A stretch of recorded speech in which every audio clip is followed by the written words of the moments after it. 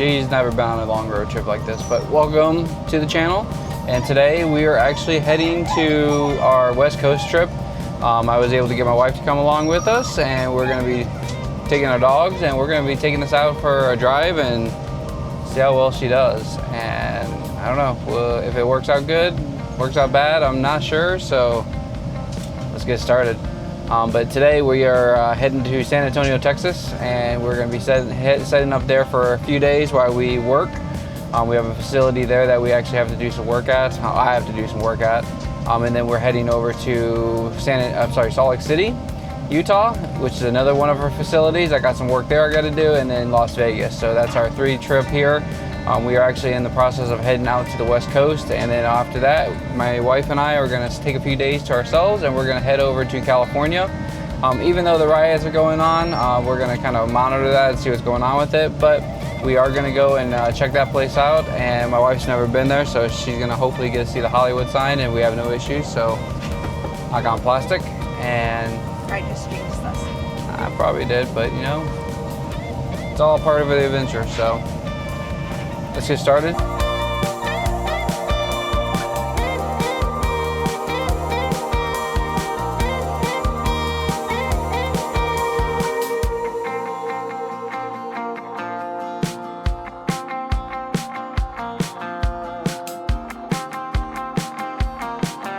So that didn't take long. We hit our first traffic jam right in Mobile, right on the bridge. According to the GPS, it says traffic is backed up about 20 minutes, and it's because of a crash.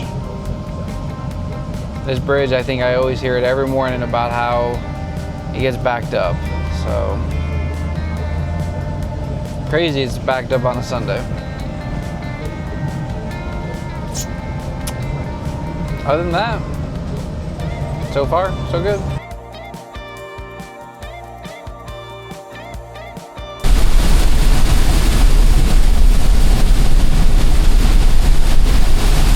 So we decided to stop here at the Loves, and it's because it's raining really bad. I know the video feed you guys are gonna see does not give it justice whatsoever, but it's coming down pretty hard.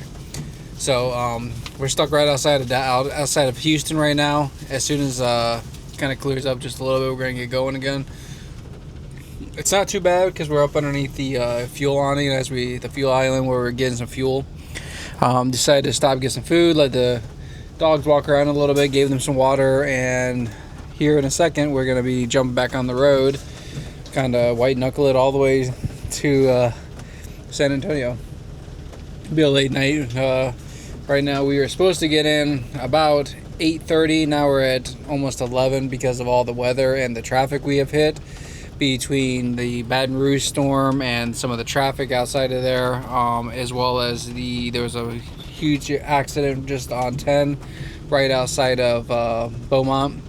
So we're gonna continue to just chug along, take it easy, and get there when we get there.